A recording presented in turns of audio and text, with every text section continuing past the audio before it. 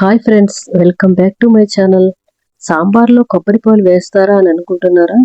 ఒక్కసారి ఈ recipe try చేస్తే మళ్ళీ మామూలు సాంబార్ చేయాలనిపించదు. క్రీమీ టెక్స్చర్, అద్భుతమైన రుచి. ఈ సీక్రెట్ కొబ్బరి పాల సాంబార్ ఎలా చేయాలో ఇప్పుడే చూద్దాం.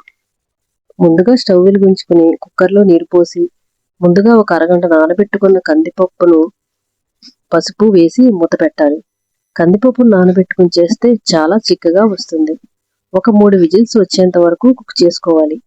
మరొక గిన్నెలో ఆనపకాయ, టమాటా, పచ్చిమిర్చి, క్యారెట్, ఉల్లిపాయ, బీరకాయ, బెండకాయ ముక్కలు అన్నీ వేసి ఉడికించుకోవాలి. ముక్కలన్నీ ఉడికాక అందులో ముందుగా ఉడికించుకున్న కందిపప్పును వేసుకుని నానబెట్టుకున్న చింతపండులోని వాటర్ని ఈ విధంగా పోసుకోవాలి. పప్పుకు సరిపడా ఉప్పును వేసుకుని తగినంత కారం, కొద్దిగా బెల్లంను కూడా వేసుకుని కలుపుకోవాలి. తగినంత సాంబార్ పౌడర్ను కూడా వేసుకుని ఇప్పుడు అసలైన సాంబార్కి అద్దిరిపోయే రుచినిచ్చే కొబ్బరి పాలను కూడా వేసుకోవాలి. కొబ్బరి పాలు వేసుకున్న తర్వాత ఎక్కువసేపు ఉంచకూడదు. ఒక 5 నిమిషాలు సాంబార్ మరిగాక దించేయాలి.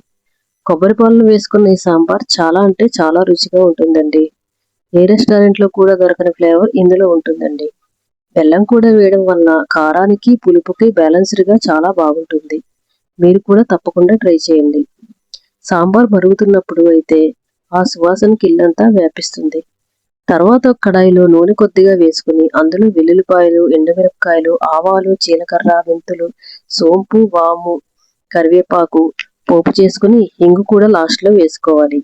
తర్వాత ఈ పోపుని సాంబార్లో కలుపుకోవాలి.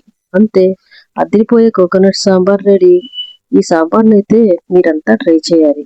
ఎలా వచ్చిందో కామెంట్లో చెప్పండి.